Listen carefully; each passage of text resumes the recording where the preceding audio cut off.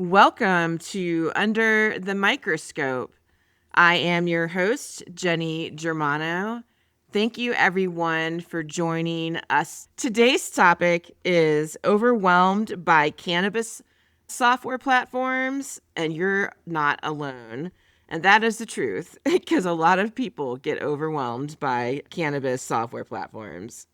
Before I dive in, I would just like to give a little bit about my background. I got my start working in the cannabis industry in 2009 here in Denver, Colorado. And in 2015, I founded ICS Consulting, and I've been helping operators navigate the regulatory landscape across the United States, going on 11 years here. Let's everyone give a warm welcome to my next guest, Dina Nagib. Thank you, Dina. I'm so glad that you're here. Dina is the principal consultant of Grass Goddess Consulting. Welcome, Dina. Thank you so much for having me, Jenny. And you got my name perfect. Thank you. I was struggling a little bit, so that's why there's this goofy look on my face to anyone who's watching the video. Why don't you go ahead and give everyone a little bit about your background? You could share, if you want, what you did before cannabis and when you converted over, and then, what you're helping people with in the cannabis industry. Absolutely. Thank you so much, Jenny. So, my background's in pharmaceuticals. Straight out of college, I worked at a pharmaceutical company and I ran a group called Compound Management, which is really the dispensary for the pharmaceutical company. So, while I was in that role, and I was in that role for 11 years, I ran the dispensary and oversaw all these highly automated processes that required inventory management, quality control, all in a highly regulated environment. Oh, So a lot wow. of parallels, yeah, a lot of parallels to cannabis. Also, interestingly, I held the DEA controlled substance license and was a closeted cannabis consumer that entire time. So a lot of really interesting things going on there. But the second half of my time there, I moved into software development for that operation. So I really have an appreciation for what it takes to develop good software in those types of environments. I came over to cannabis in about 2019. And when I started in the industry, I started working for some of the software companies, some of the point of sale companies. And I was working on onboarding new clients, handling the data, building processes for them. And what I recognized while I was doing that was that dispensary owners, people running dispensaries, don't necessarily know what they need to know to select the right software, implement it in the best way, and also implement data and analytics to help their businesses grow.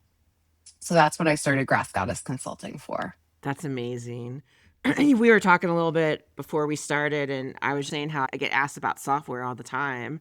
And when we first met, and you were like, I know all this stuff about software. Oh my gosh, please be on my podcast. Help me. Let's get these questions answered. I tried to come up with questions that people might have or that they're coming up against. I recently had somebody ask me, oh, what do you think about this software? Should I get it? And it tracks all these different things. And I'm like, aren't you going to have this other software? And what POS are you going to be using? And what does it track? And so I think a lot of times, which, brings me to my first question, why do so many operators end up overwhelmed before they even make a decision? I find this happens a lot, especially if they're new and they go to an event or a trade show or a conference or walking around like the Hall of Flowers that was recently in California. It's got to be overwhelming because everyone's, you need this. And they're going, oh my gosh. And they start almost believing they need it.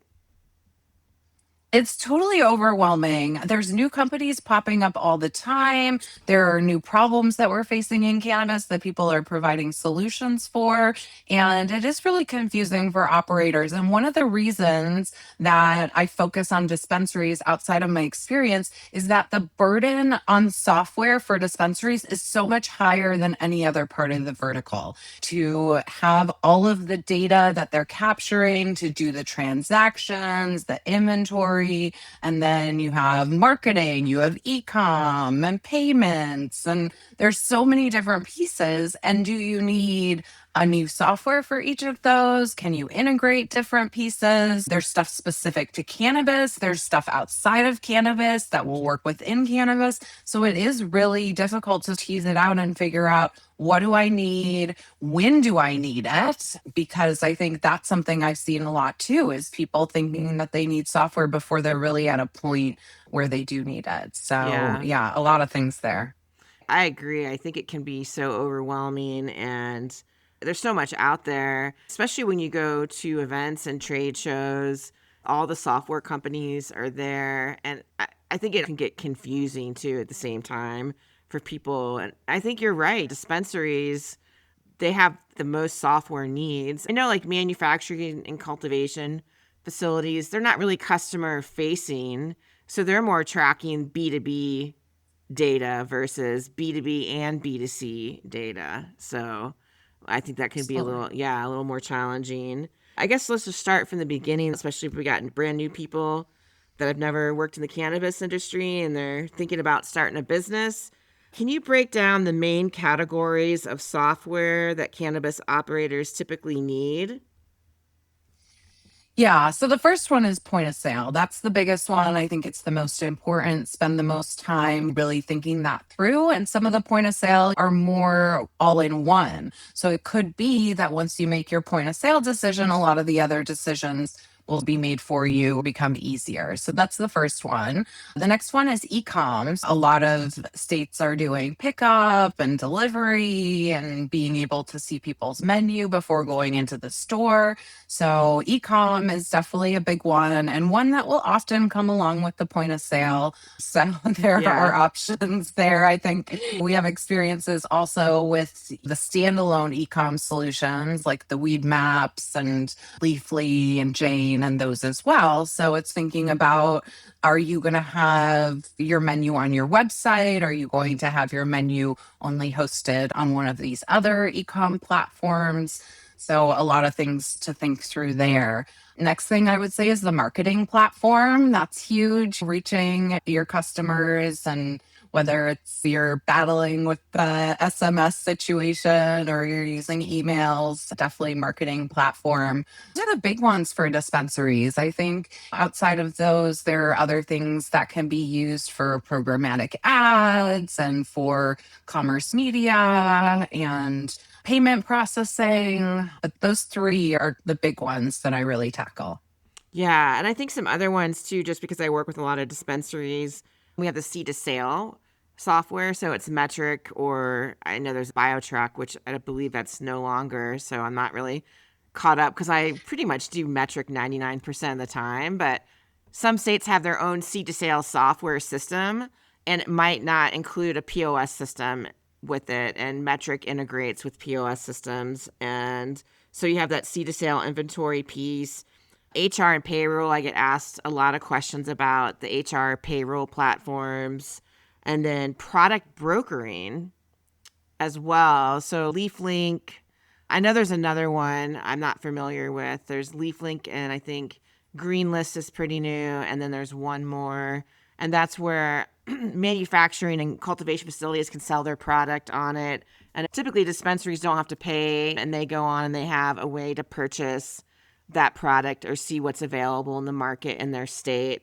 That's a very compliance heavy software. There's a lot of things that you have to have. Like you have to have an API key for Metrc. You have to be integrated with Metrc. Yeah, those are great points. And I think you're right. Metric has taken over most of the states. I will point out, I think Washington moved because they were on Leaf data and then they moved to the Oh. spreadsheet submission system. I'm pretty sure Oh. they're still using that for their state traceability, which is boggling to me. Right. I think so. And yeah, I think even Oregon, it's a little, somebody was telling me something about Oregon that it was a little tricky and very old school system for submitting Yeah. that stuff. So Yeah. And I think your point about the obtaining of product, and LeafLink is a good one. I think there have been some more state-specific options that have popped up recently. And then the other category that I missed is like the data analytics. So like you Yes. mentioned, if it's free, like Headset, you can plug into their retailer solution for free, which is amazing. And then they have this bridge platform, which connects you to the brands and helps with your stocking and that kind of stuff as well. And 𝗘𝗽𝗀𝗃 just came out with a similar platform. So lots of that stuff coming out as well. I'm taking notes. I'm taking notes for myself. No, that's so true. And thanks for bringing up the data and analytics, because recently somebody said, do I need this data software? Do you know if your POS will do the same thing? And thanks for sharing about the headset that people can check out. And there's also the educational sites when you get into like Sparkplug for dispensaries, which is free. And then Learn Brands also is free for dispensaries. And there's lots of product training and educational training and micro learning on those platforms. I haven't been on Sparkplug in a while, but I believe they've done some updated things on the platform. And then here we are. Now I feel like we've already mentioned like 15 platforms. And it's like, how do you manage it all? What is essential versus what's nice to have? Like, how can an operator discern, especially if they're brand new, Dina, what are they supposed to do? Because if they've never worked in this industry, which mostly everyone I work with is brand new in the industry, how do they decide, do I need this or is this just a nice to have? Yeah, I think that's hard. And then deciding between them is hard too. Like, how do you make all of those decisions? I do think that what you spoke about with going to shows and just getting like an overview of the landscape is a really good place to start. I Just agree. to, yeah, just have that understanding and talk to people, talk to other operators. I think that's one of the beautiful things about cannabis is people are more collaborative than they are competitive. So I think if you talk to other people that you know in the space and see what they're doing and learn from them, like I mentioned at the beginning, there's new stuff popping up all the time and there is a lot of it, but it is still a small space and it is manageable that you can really understand who the major players are. If it's somebody that's only been around for a little bit, maybe see if they're going to stick around. But yeah, I do think it's just talking to people and getting a general understanding for yourself. And then once you're starting to select software, I have some pretty specific recommendations for how to go through that process. But yeah, determining what you need it's tricky and there's going to be a lot of stuff thrown at you. And point of sale, most important, like I said. So start with that and then see what sort of comes with it. But yeah, do you need a spark plug off the bat? Maybe not, but if it's free and if it's going to help, then, why not? So Yeah. And I like Learn Brands actually a lot. And it's not like Sparkplug where the incentives are from the manufacturers and the other vendors. They have a lot of product educational videos because you want to get your staff trained on product or just the understanding behind the brand and how the product works with people. But they have a lot of educational content in Learn Brands. And so I use it to onboard clients. That way I don't have to do all that training. And then I can focus on Metrc and compliance and more of the state regulatory specific items to that state. At the end of the day, you can try all the free different softwares if you're a dispensary. And whatever you don't like, just eliminate it and just say, okay, it's too many. Let's wind some of these down. Because most of them don't put you in a contract, the free ones. yeah, definitely take a look at the contract and make sure that you can get out of it. But I think that's generally true. And I think just to your point, like compliance is the most important thing. And we have to make sure that we're staying compliant to stay in cannabis. So that should always be your first priority when you're Yeah. looking at software. And I'm going to talk about demos a little somewhere in my little list I have going on here. But I think, too, is don't go into a demo without a list of questions. Don't go in winging it. Have a list of questions that, what's important to your business, right? If you're a consumption lounge or a dispensary, what's important is customer support important because you're not going to get A plus across the board. And this is something I learned early on in cannabis since 2009 that you're never going to be happy with.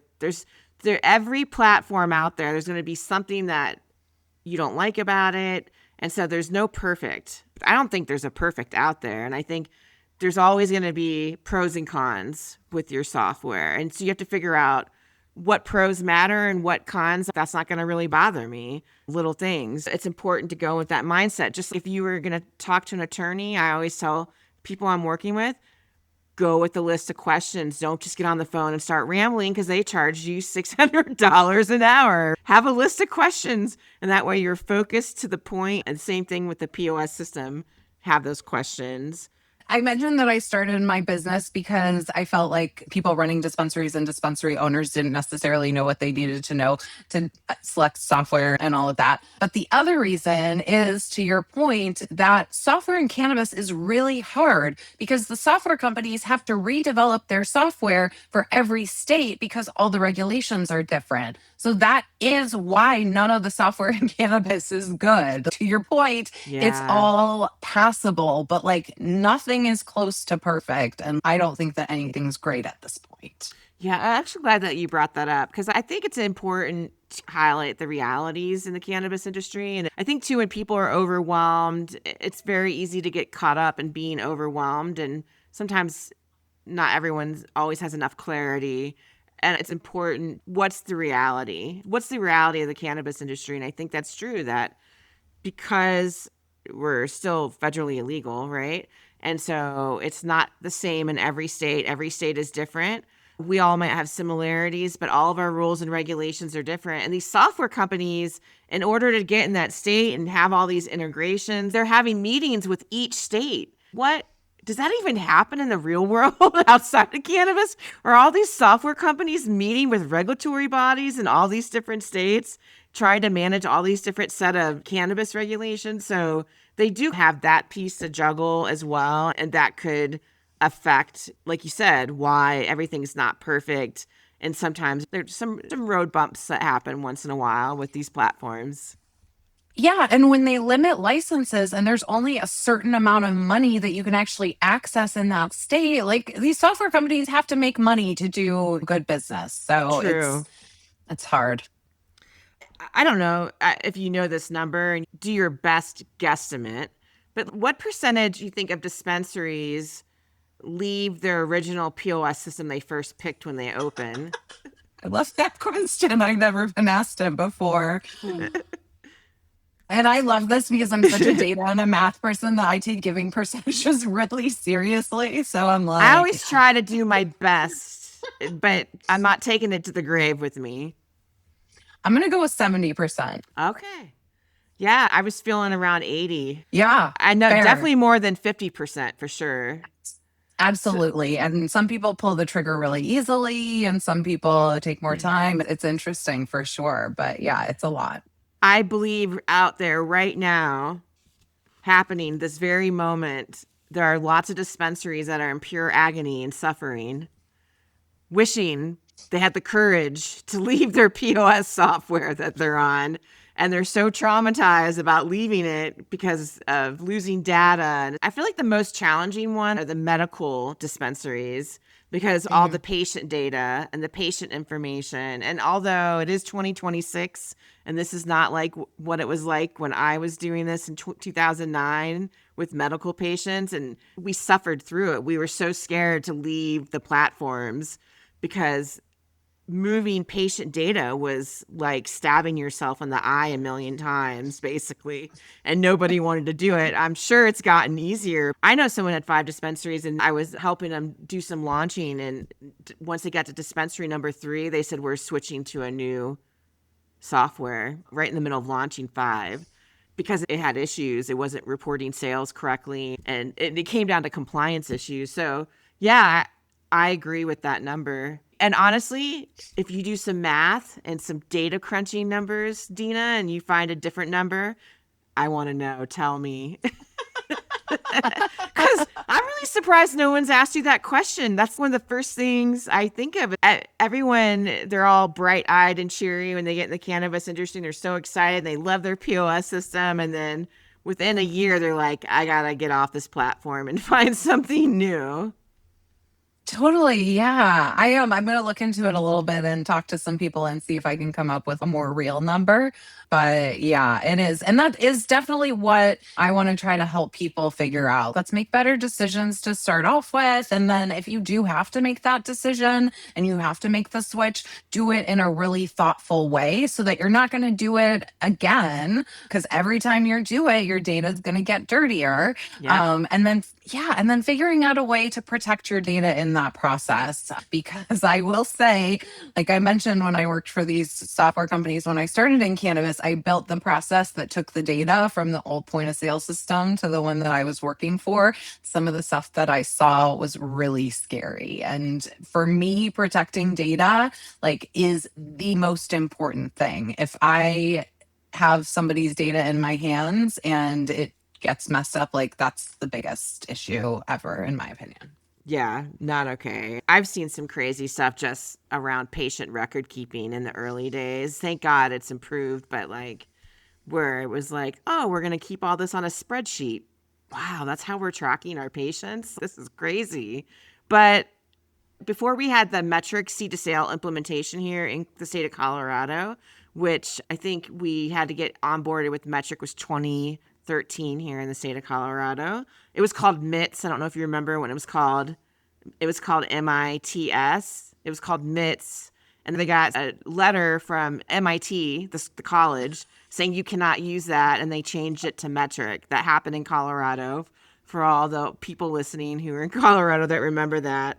I remember before that, I was in those meetings when they were first saying, hey, we're going to put you on this platform. There were people in there going, I write tickets. Like they were handwriting orders for cannabis in their dispensary. They weren't using anything except they were just like doing restaurant tickets. That was it. The receipt, the carbon paper copy, like the booklet that people buy when their power goes out as a backup for their dispensary. Those early meetings where people were just losing their mind over being forced to have the POS system. Yeah, isn't that wild?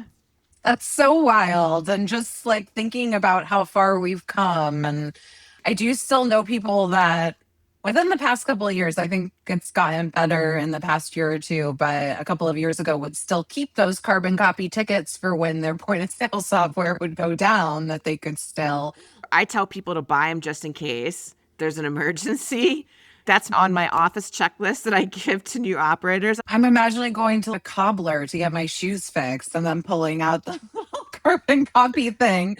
I do think that most of the point of sale systems have addressed that issue at this point, have an offline mode or something. Thank So, goodness. yeah. Oh. I remember my mom used to have this machine where you'd put the credit Yes. card in, go choo. My mom had a business. I grew up like making rugs on looms and stuff like that. And she was a weaver. And so we would do these booths when I was a kid. And I would sit there with the credit card machine just on this carbon copy paper. It seems so ancient to me. Do you know it would prepare you for cannabis? It did. I never knew that all those trade shows I did with my mom in the 80s as a kid was going to actually prepare me for the cannabis industry trade shows. You mentioned all-in-one versus multiple platforms. There's always this debate, go all-in-one or build a stack. How should they think about that? I think my general opinion is that if you're trying to do everything, you're not doing anything very well. I am very cautious of all in one solutions. I do think that there are some decent ones that we have now that should be considered. And I actually was working with a client recently, a fairly large client, and trying to decide between an all in one and building a stack. And it was an interesting evaluation. And I think honestly, it could have gone either way. Sometimes with those all in one solutions, they're not going to give you like any or very little options to integrate. So I think it's important about, is there stuff you're going to want to integrate and are you going to have that option? And it's different if you're starting off new versus you're already using something and you're deciding about making the switch. If you already are operational and you're making a switch, I think moving to that all in one when you have different pieces could be more complicated. But if it is the right solution and those pieces are going to work for you based on your situation, information, then you're going to get everything talking together really nicely. You're not going to have to worry about, does it have a good API key? And can I make sure that my data is going to flow from one to the other, having any issues? It's very nuanced. And I would say with most people that I work with, it's building the right tech stack and just making sure that we get those pieces all working the right way together. But all-in-one definitely has its place. It's really helpful. I think you're right. It is situational. And if you've been doing it 6 or 7 years, that's completely different than somebody who's starting off who has no data whatsoever. And probably a lot easier when you have no data. You're starting from a blank slate versus somebody that has a bunch of data, and what happens to it and what happens if you lose data, which can be stressful, especially if you're somebody who uses data. Is there such a thing as too integrated? I suppose there could be. I haven't really encountered it in cannabis, but yeah, I don't know. That's a tough one. Throwing some at you today. Because cannabis, we're always talking about integration, and I just wondered if there's too much, or maybe we're not even that integrated, to be honest, in the cannabis industry. Maybe we're not integrated enough. Yeah, and I think I'm thinking about what that question is asking. And is it that the companies are too entwined together? Is it that the data is too entwined together? What does that actually mean? And what are the implications of that? And the thing that's coming to top of mind for me is if you do have something that's too integrated and something happens to one of those sides, like one of those companies, what does that mean for you? I think that's sort of the biggest concern that I have when you brought up that question. Yeah, no, that's great. I kind of want to talk about common mistakes, and maybe you have a whole bag full of ideas around this one. But what are some of the biggest software mistakes that you've seen cannabis operators make over the years? Yeah, the decision why to choose software is definitely the big one. And I don't know if you were planning on talking about that separately, but I can tell you some of the things that I've seen and some of the things that I think are what I would recommend. But like, I definitely heard a number of times, I picked this software because I like the sales rep. I like to smoke weed with him. Some of those, which I'm just like, okay, that's not how we make business decisions. Oh, wow. I know. I heard that a lot. And I was like, are we really like thinking about the company, or we're just thinking about the person that's selling you the product? Yeah, very concerning. And not surprising, honestly. No. I'm not surprised because in the cannabis industry, people basically like to break bread or smoke cannabis together. And they're at an event and all of a sudden talking about the software, and the guy's, I'm in. 3 months later, what did I do? And to your point, cannabis is very much about vibes. And I don't want to eliminate that. I do think that it is an important part of the industry and the culture. But when we're making business decisions, maybe lower it on the list of things that we're looking at as the most important. I think the other thing I've seen is, oh, I'm choosing this because my buddy down the street is using it. Are you running your shop the same way that they are? Do they do delivery? I think there's things that people don't really think about there. So that's something that I've heard quite a bit. For me, it's first of all capabilities. You need to look at the capabilities and see what does the software do? Does it meet all of your needs? After that, I think business is really important to look at the business, look at how they've grown, how are they raising money, or they see how that business structure is. And then data structure is really important to me. So really like understanding how the data is structured. And that's also important for if you're going to switch systems at some point, because you're going to need the data to be structured in the right way to be able to extract it and use it other ways as well. And then the last thing I usually say is transparency. Like, I just want a partner that's going to be honest with me and that is going to be a partner that I can work with. Yeah, I'd say taking some of those things that people have made decisions with and just recommending that they look at things a little bit differently. When you bring up data structure, I'm just curious, is that regarding all the data that the software is collecting, including compliance? Does that also include what's happening with Metrc and inventory, that data as well? Yeah, I think mostly what I'm focused on is the data that the point of sale is capturing and storing. I do think that it would be great to look at how it's interacting with the traceability as well. I don't know that there's a ton of differences in that at this point, but yeah, no, it's definitely a valid point. I think the best initial way to look at it without really digging into the database and some of that stuff is looking at their reports and seeing, do they have comprehensive reports? Do they have a lot of overlapping reports? It gets a little bit more involved, but if you have the opportunity to take different reports and look at them and see if they're matching up, that's something that I've seen with some of the software that can be fairly concerning. Just as much as you can dig into that as they'll allow you to, Yeah. I think is due diligence. I had a red flag question. What are red flags that you hear when you're doing demos, POS software, any software, not just POS systems? Like, wait a minute, that doesn't make any sense. That's a good question too. And I maybe should come up with a list of these. But I think for me, the main thing is when I ask a question and I don't get a direct answer. So I think to your point of coming with good questions is so important and seeing how they're answering those questions as well. Are they like smoke and mirrors trying to distract me, show me something else instead? Or are they really able to dig into my question?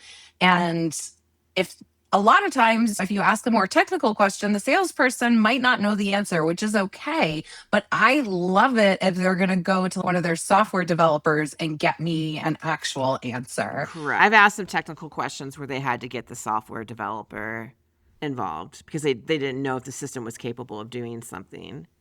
Just because specifically it was a unique situation that the salesperson wasn't used to. That is true. Sometimes the person giving the demo, they're just the person that does the demos all day long. And they might not necessarily be able to answer all the questions, although you would think that they would. And I think, too, for brand new people that have never done this before, there are people that come in this industry that have never consumed cannabis. They want a license. They're going to launch a manufacturing facility or dispensary, or maybe they were consumers, but they still have never been in the industry. They might not always catch the smoke and mirrors as well. And I feel like sometimes that's a skill that has to get built, that discernment skill. Yeah. And you can learn it in other industries and in life in general. But I think it's a lesson that people end up learning in the cannabis industry as well, where they're like, oh, I won't do that again. I learned my lesson. I think it could be challenging for people, especially if they're overwhelmed. Are they going to be able to catch some of those red flags? Yeah, and on a demo, you have a salesperson that's trying to sell the software. They're going to say the things that they think you want to hear. Depending on the person in the company, that line's going to shift one way or another. But I definitely, I think more so than most people, I take everything that salespeople say with a big grain of salt. I agree. I want to talk about the data problem. What happens when your data is spread across multiple systems that don't talk to each other? What kind of situation does that create? Yeah, you can't use that data together. So you're looking at it isolated and you're not going to get the full picture of the whole story. So, yeah, that's something I'm very passionate about. And I think that it's difficult related to what I was saying about software companies being in a hard spot. Their development time really has to focus on a lot of the new states. So they're not spending development time on maybe making robust APIs that people can use to connect different data sources together. I think I try to find ways that if we can't use API keys, that we can find other ways to bring those data sources together because fragmented data just isn't going to give you the full picture. And one of the great things in cannabis is we have lots and lots of data. The retailers are collecting all of that, people's choices and some demographic information in certain situations. So lots of data that we can use and that we need to get back to the brands as well for the industry to grow. So connecting that fragmented data is a huge problem right now and something that I'm really passionate about finding solutions for. Yeah, what I wonder if it's challenging for manufacturers because if they don't have a dispensary and they're selling the product at the dispensary, they're actually not getting consumer data to help their Yeah. brands. The dispensary is getting access to data for selling and what to purchase and trends and all that stuff. As a manufacturer, I would find that challenging. I'm not actually getting any kind of like spending trends or what are they buying or what do they like more. And so where do manufacturers do they have to go somewhere else to get that information basically? Yeah, I mean, there are some platforms. I think we talked about Headset before, and I think that they have some things that they do to help with that and some other analytics platforms out there. There are some good relationships that brands have with dispensaries, and I have heard some really great stories of brands that work really well with their retail partners, and they do have that data going in both directions. Okay. So, yeah, I'm optimistic that there are some people that are doing it well and that the industry can get there. But I think right now, the people that are doing it well and doing what we need to do for the industry to continue to grow is few and far between at this point. Yeah, because you'll get data from, let's say, LeafLink, which is like a brokering site. And sometimes I'll see reports where it will say in Colorado, gummies is number one, or they'll say flour versus concentrates. And you can get all these different state reports, but that's just based on what the dispensaries are buying from that platform. It's actually not based on what the consumers are buying. So there's all these different ways for data. And this is something I think about all the time. What should operators actually be tracking, but often they're not? And I find that people have these platforms and they don't even realize what they can do. Sometimes they don't even utilize the reports. I know people who don't even run reports in Metrc. What are the things that people are missing in these platforms that they're not using, and what information should they be looking at?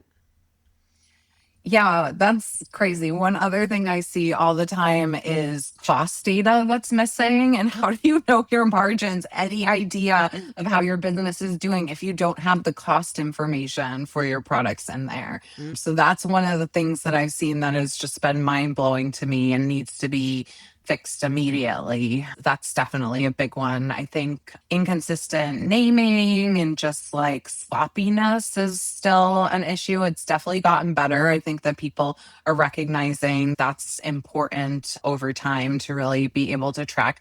But I think just the concept of using data to inform the business to some of these operators is not natural. It's not, if they come from legacy, like it's not something that they were doing. So I do think that it is on us to educate people as well and to let them know what's important. Another thing that I've seen and something that I'm trying to figure out, because I don't think a lot of the point of sale systems track this very well, are when you're doing all these promotions, and it varies from state to state. In California, one of the big ones is the penny pre-roll. What does that actually do to your margins? And I think it's something that you can't track well in the point of sale system. So maybe if you need to pull that data into another database and add in some additional information on the promotions, that's something that I'm looking at, because unfortunately there's a lot of discounting, a lot of promotional stuff that's going on. And what is it There's a actually? lot. You know it's bad, but what is it doing? Dispensaries, every week there's deals. I don't know a dispensary that doesn't have any kind of deal. Like if it's a holiday month, they're doing stuff. There's Green Wednesday right before Thanksgiving. There's just the normal holidays. And then you have 420, which is coming up.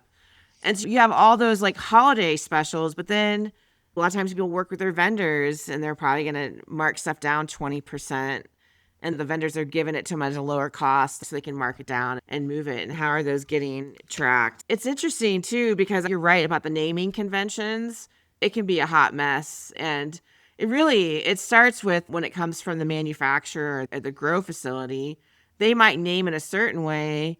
And then when the dispensary starts naming it, there's no method behind the madness. They're just random naming conventions, and all of a sudden like you're trying to search the POS system and you're like, what the heck, who named this stuff? And as I'm sure that you've seen, it can get a little messy with the naming conventions. But a lot of times Some of these older mature states like California and Colorado, some legacy before the carbon copy receipts, it was just here's $20 and you would get your cannabis. There was no tracking it whatsoever in the legacy market. And I think a lot of times their mindset is not sitting there going, oh, I have to track customer information, or I have to track trends going on with my customers. And so a lot of times those items get missed, or they don't even, it's part of their platform and they're not even utilizing. Like I said, a lot of times people don't even utilize the reporting and Metrc as part of their internal auditing process. Some places don't even audit themselves. Some places don't even do inventory every day, which would freak me out. And I'm sure somebody's laughing at me, listening, going, why would you get freaked out over that? But I would get freaked out over that because I like clean inventory. And so people tell me they do it once a month, and I'm just thinking, oh my gosh, can you imagine the inventory nightmare of counting your inventory once a month? Maybe medical and it's just small, and maybe it's not an issue, but I can't imagine running an adult use facility where you're going through a lot of SKUs and you have so many categories and so many SKUs. One of the places that I worked, we had to do inventory twice a day. We had to do it when we opened and closed. I was like trained to be like drill sergeant, inventory counter person. Our inventory was clean and spotless, but I have worked at some places where even once a week it can be challenging.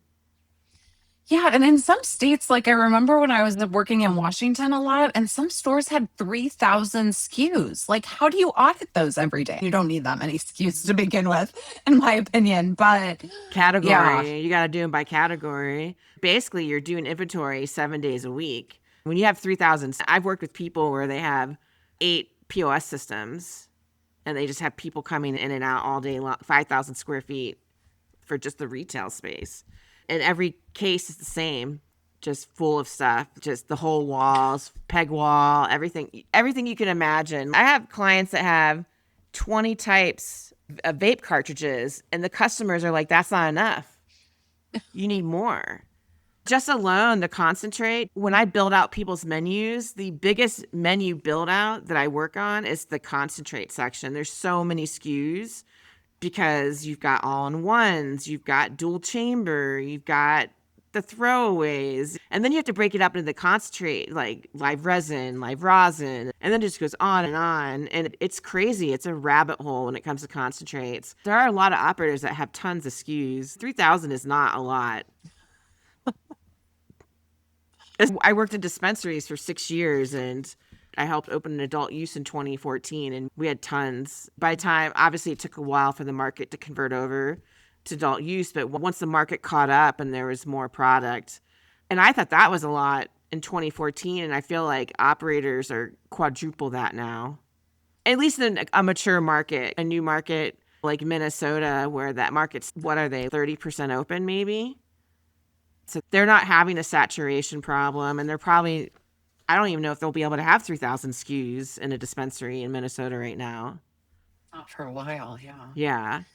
Yeah, cannabis is interesting for sure. The seasonality and the strains, and like a lot more sort of things changing all the time than traditional industries. Yeah, it is. It's interesting. It's a different beast for sure. Yeah, I think software is definitely getting better. It's not like some of the old days where some of them were tanking. It's not happening as often. I'm trying to be polite. That one like massive takedown of a POS software that happened in the early days, and it was probably one of the most stressful experiences I ever had in the cannabis industry because people were legitimately upset and losing their mind. And I think it affected multiple states. And there were people just fleeing the software. I know. Wow. I feel 2 years ago we had something not that big, but that happened that I heard rumors of a max exodus. Yeah, But yeah, I don't think it really happened. And I think honestly, like, you have to take the emotion out of that a little bit true. and be like, is this a good enough reason to switch? Which it might be.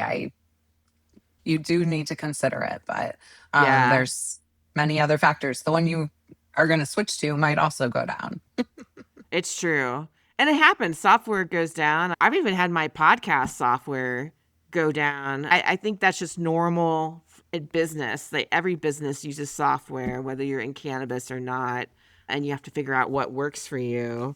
I wanted to ask, what's one mindset shift operators can, I guess, apply when they're coming into this software world that they're entering into the cannabis industry?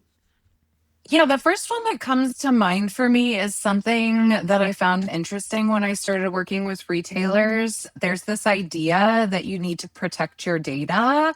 And when I started working with retailers, a lot of them thought that meant don't share my data at all. And so they were Oh, hoarding their data. And I think to what we were discussing earlier with brands and also with plugging into Headset to get market data that gets anonymized and aggregated and we can use as an industry, like those things are important for the industry to grow. And so that was something that I was really surprised by when I started to recognize it. And it's something that I now actually bring up and make sure that people understand we do need to protect our data, but we need to use our data. And part of using our data is sharing it in appropriate ways. yeah, I could see how people might take that the wrong way, treating it like how their SOPs and their intellectual property, which I think at this point, I used to freak out about intellectual property and SOPs, but I'm like, when I started doing license applications, I'm like, oh yeah, how many people like took all my application work and just passed it on to somebody else in the last 10 years? And every thing I've ever done on any application or SOPs just got copied, or what employee took that, especially now with AI, just threw it into AI. And I gave up that battle, honestly, stressing out about it. I'm the same way. I feel so much of what we do, we are an important part of. And so, yes, you need to protect your secret sauce, but is your secret sauce really that great in someone else's hands? True. That's true. Let me see. In wrapping up, if you could give every cannabis operator one piece of advice about software, what would it be? Oh, no pressure. Or Just one if it advice. could be two pieces of advice. If you're um, battling against a few, that's okay. yeah, I think the thing that's coming to the top of my mind is don't overthink it. And I think that might be a little bit contradictory to a lot of the stuff that we've talked about because we're talking about all the thought that you need to put into your software. But I think don't overthink it. Don't try to get too fancy. This is still cannabis and we're very new. We're growing, we're changing. As the federal landscape changes, software is going to change incredibly. Make smart decisions, but just try to keep it simple. Don't get too fancy with it because a lot of times simple works best. Yeah, no, I think that's great. And then, two, I don't know if you happen to have any tips around contracts, because I don't think we got a chance to really talk about that around software. Yeah, that's a good question. Definitely the terms of the contract, if it's going to auto renew and that kind of thing. I definitely get a lot of clients that come to me and they're like, I want to switch the software, but I can't get out of this contract. So, Yeah. yeah, but that's sometimes how things go too. Like we have to sign contracts and make commitments. Some will put an opt out in there based on certain situations. So you could consider that. But yeah, it's definitely, I'm a big advocate of good contracts. So definitely take a look at the contract and make sure before you sign it. Absolutely. Some POS systems don't require you to have a contract, some do. There's also contracts, obviously, with payroll and HR. I always find too that I feel like some of the pricing is negotiable. Some of the setup fees are crazy with the POS system. And I think it can be challenging, especially for a small business, a social equity license, or a micro business, or just a small operator. They don't, a lot of their capital is going to be going to inventory, trying to get the business open and launching. And some of the POS systems can be like 800 for the monthly fee. And that's not even including the setup fee. Even when I've helped cultivation facilities look for software, I was like, holy cow, the setup fee was unbelievable. And it was such a great platform. And the client was like, no way, I'm not paying that setup fee. So I think having those important conversations. Yeah, definitely. I will say that sometimes that setup or that onboarding fee is getting your data all structured well. So sometimes it has a good outcome. Obviously, So, yeah. but it is something like I have partnerships with different software companies, and I do try to understand like what are things that we can eliminate or decrease to get to a better agreement for everyone. Yeah. So yeah, always definitely negotiate in any. Yeah, that's a good point that you brought that up, that what the fees go towards, and that maybe it's not important that you pay $100 a month to be integrated with QuickBooks. Yeah. You could eliminate that. Maybe you're working, I don't know, with a CPA and they're going to get the information another way. And that's another thing too, is that a lot of times it's the CPAs or the controllers or whoever that you're working with that's doing a lot of the financial piece. They want all the sales reporting and they need to get access to the point of sale system, and they need a lot of the reports for the tax reason. That's a great point, and that's a great resource that people have is when you're picking your software, definitely talk to your CPA, your accountant, and maybe even your attorney as well, and just ask them like what's important to you. Do you know any software that's good or bad? What's going to work best? Oh yeah. Oh, some good little nuggets at the end there, Dina. Thanks so much. I really appreciate you coming on. Thanks so much for being a guest on the podcast. It was great having you. Jenny, thank you so much. You're such a joy to chat with, and I can't wait for more conversations. This has been awesome. Yeah, maybe we can collaborate and work together in the future. That would be great. And also just a little information for everyone at the end is for anyone who likes to stream the podcast, it is available on Apple and Spotify or wherever you like to listen. And please go to my YouTube channel and subscribe. It is at Under the Microscope with Jenny. So please go check out the YouTube channel, and I'll have Dina's information posted in the description boxes for anyone who's looking for her information. And she is local to what part of California? San Diego. Oh, San Diego. That's awesome. And so if you're local to California, you can connect with Dina. And yeah, thanks again for being here. And we'll see everyone next week on the podcast.